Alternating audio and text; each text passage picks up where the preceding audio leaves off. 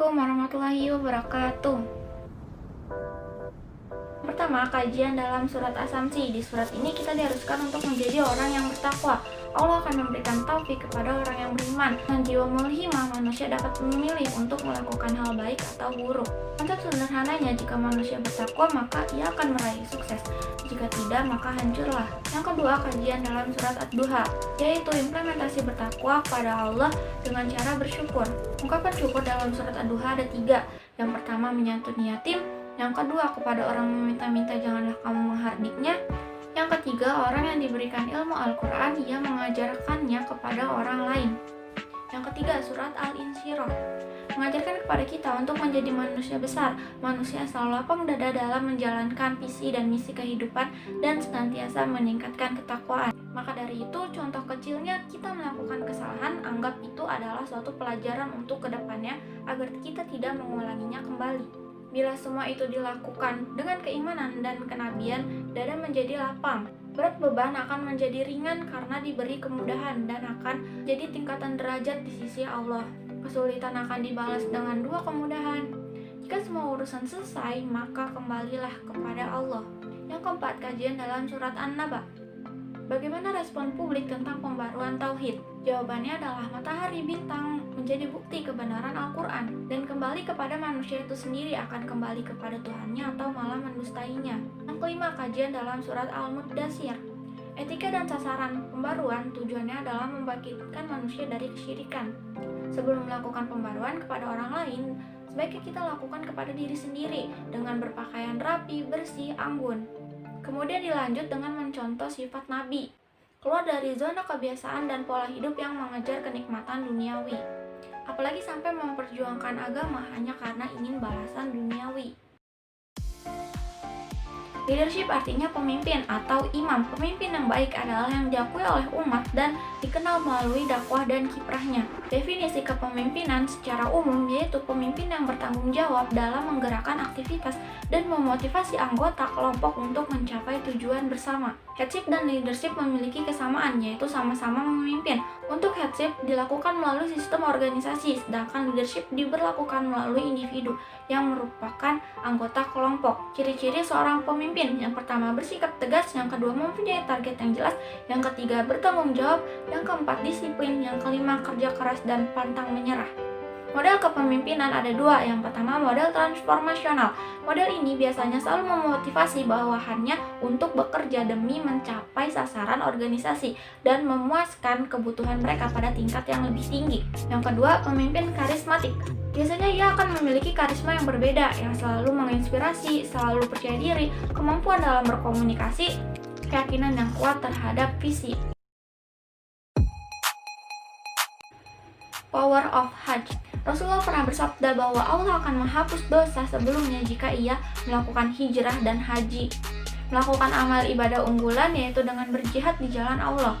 Bila pemimpin yang memperjuangkan tauhid, ia akan mendapat jaminan dari Allah dan selalu mendapat pertolongan. Unsur kekuatan suatu negara adalah apabila pemimpinnya berilmu, alim ulama, keadilan seorang pemimpin, dermawannya orang kaya, dan doa kaum duaf atau miskin. Hikmah ajaran sebagai sumber energi kepemimpinan. Hikmah ajaran Haji Mabrur yaitu membangun sifat ketuhanan yang dicontohkan oleh Nabi.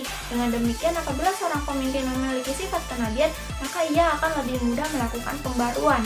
Metode internalisasi tauhid. Pemimpin harus memiliki sifat bersih dan indah, dan juga ia harus bersifat menerima siapapun yang membutuhkan perlindungannya.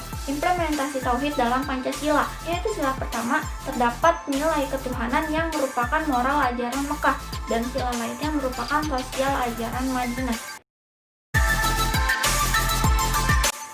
Melalui Quran surat Al-A'raf ini, Allah SWT mengingatkan kepada manusia tentang kemuliaan Adam. Allah menjelaskan kepada manusia perihal musuh yaitu iblis dan kedengkian yang tersimpan dari iblis terhadap Nabi Adam, supaya manusia bersikap waspada terhadapnya dan jangan mengikuti jalan iblis. Maka dari itu, untuk melawan sifat setan adalah dengan tauhid, diantaranya dengan selalu ikuti ajaran Rasul, bangun ketakwaan dan perbaikan akhlak dengan selalu berpegang teguh kepada Rabbakum Allah dan jadikan kitab Al-Quran sebagai petunjuk hidup. Identifikasi sifatmu. Dalam diri manusia terdapat beberapa sifat atau hakikat jiwa manusia, diantaranya yang Yang pertama sifat setan, yaitu apabila kamu meraih capaian kepuasan melalui penggunaan kekuatan yang membawa kepada kejahatan dan tipu daya. Kenali sifat itu pada diri sendiri. Yang kedua ada sifat binatang, yaitu apabila kamu meraih kepuasan sebatas memasuki zona kelezatan makan, minum, tidur, dan syahwat, serta waktu tidak digunakan untuk yang bermanfaat. Yang ketiga ada sifat binatang buas, adalah kepuasan sebatas ekspresi kekuatan yang akan membawa pada kelakuan binatang buas. Yang keempat sifat malaikat, yakni sebuah kekuatan yang akan membawa pada rasa keindahan dan kesempurnaan ciptaan Allah sehingga membawanya pada ruang pemahaman pada sifat-sifatnya dan tersimpan dalam asmanya. Audit diri. Sebagai makhluk yang sempurna, manusia harus bisa mengenali dirinya sendiri atau muhasabah dengan beberapa cara. Yang pertama, periksa diri dengan membandingkan sifat setan, sifat binatang buas dengan sifat malaikat. Mengingat pada hari ini, timbanglah diri kita, auditlah diri kita sendiri sejauh mana timbangan kebaikan dalam kehidupan sejak akil balik sampai usia sekarang. Lalu jauhilah istidraj, yaitu perilaku melupakan Allah dan merasa cukup pada selainnya dan berpaling dari Allah, maka lawan dengan tawajjuh. Pintu masuk setan. Manusia harus bisa menutup diri dari perilaku setan yang sewaktu-waktu bisa merusak akhlak dan akidah manusia, karena setan dapat masuk dari berbagai arah, diantaranya pintu depan, yaitu melalui kenikmatan duniawi. Lalu pintu belakang, yaitu tentang merusak tentang akidah manusia tentang yang gaib. Lalu pintu kiri dengan sifat-sifat jelek, misalnya membunuh. Dan terakhir ada pintu kanan, yaitu ajaran kebaikan yang di dalamnya mengandung kesombongan dan yang lainnya. Mengenal tokoh yang memiliki sifat iblis. Hikmah dari kisah Balaam, orang-orang yang berilmu mau berhati-hati, takut kepada Allah dalam menggunakan ilmunya dan mengamalkannya untuk mencapai ketinggian derajat, kemuliaan, serta bermanfaat bagi orang lain, bukan untuk merendahkan derajat ke manusia dan memperkaya dirinya. Spirit pembaruan, kajian Quran Surat Al-Mudaththir. Quran Surat Al-Mudaththir ayat 3, dan Robmu agungkanlah. Maksud ayat ini, kita harus mengagungkan Allah dari tindakan persekutuan yang diadakan oleh orang-orang musyrik. Lalu Quran Surat Al-Mudaththir ayat 7, dan kepada Robmu bersabarlah. Maksudnya kita dalam bertakwa kepada Allah harus selalu sabar di dalam melaksanakan perintah-perintah dan menjauhi larangan-larangannya. Gerakan pembaruan bangsa. Gerakan pembaharuan melalui ilmu tasawuf, ilmu khaldun. Orang-orang yang tekun beribadah itu dikenal dengan nama golongan tasawuf. Abdullah bin Nuh, kesempurnaan dalam Islam, kesempurnaan dalam iman, kesempurnaan dalam ihsan, dan kesempurnaan dalam amal. Contoh pembaruan negara muslim. Gerakan akhlak sebelum abad 21. Peran sufi di abad 21 di samping sebagai gerakan memurnikan agama melalui tauhid, juga berperan sebagai mesin penggerak utama nasionalisme untuk menyumbangkan kolonialisme. Contoh ini terjadi di beberapa kawasan. Pertama di Sudan, Muhammad Ahmad berjuang membebaskan rakyat dan negara Sudan dari penindasan penjajahan Inggris. Yang kedua ada Libya, Muhammad Ali As-Sanusi melawan imperialis Prancis. Yang ketiga ada Somalia, Muhammad Abdullah Hasan dikenal sebagai mata anak panah gerakan pengusir Inggris. Yang keempat ada Irak, gerakan dipimpin oleh Khalid Baghdadi yang ajarannya dikembangkan oleh Syekh Ahmad Sirhindi di India dalam melawan Islam liberal dari Sultan Akbar. Rekayasa penjajah di seluruh dunia. Karakter penjajah senantiasa mengeksploitasi perbedaan-perbedaan di antara umat Islam sehingga terjadi konflik horizontal, itu semua agar Islam lemah. Contoh diantaranya Sufi-Sudan dengan Sufi Libya, Sunni dengan Syiah, Ahlus Sunnah wal Jamaah dengan Wahabiyah, Islam dengan Ahmadiyah, konflik Furwiyah Ormas NU dengan Ormas Muhammadiyah. Tantangan abad 21. Di abad 21 ini bukan hanya ancaman fisik, tetapi lebih pada mindset atau pola pikir melalui berbagai modus yang sejalan dengan arus modernisasi teknologi informasi sehingga akhirnya menjatuhkan tauhid dan moralitas suatu bangsa.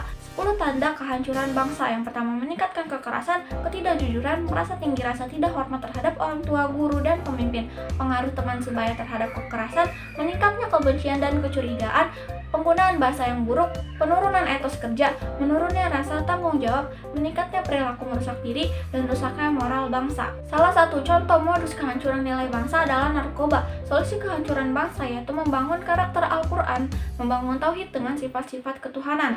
Akhir penguasa zalim. Allah akan memberi suatu hukuman kepada penguasa yang zalim dengan peringatan baik simbolik, tekstual, konseptual. Jika semua itu tetap ia hiraukan, maka pembalasannya di akhirat yang perih akan menunggunya. Sekian penjelasan dari saya, kurang lebihnya mohon maaf. Assalamualaikum warahmatullahi wabarakatuh.